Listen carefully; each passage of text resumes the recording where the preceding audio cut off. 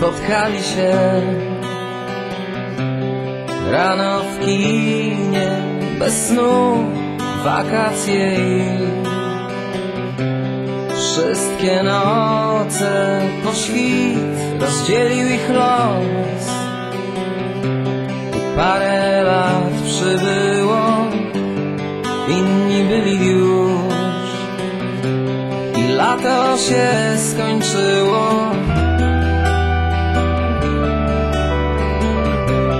Lato się skończyło. Przyjaciół dwóch, bracia krwi, gorących głów, miliony spraw, wspólne dziewczyny, dziki świat.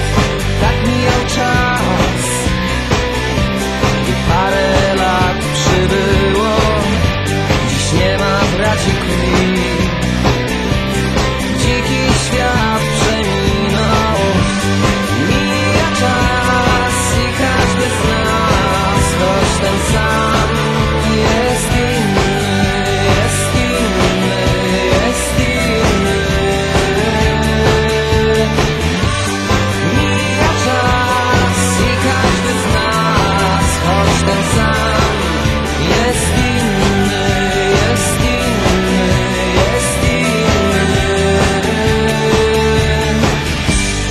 Miał 10 lat,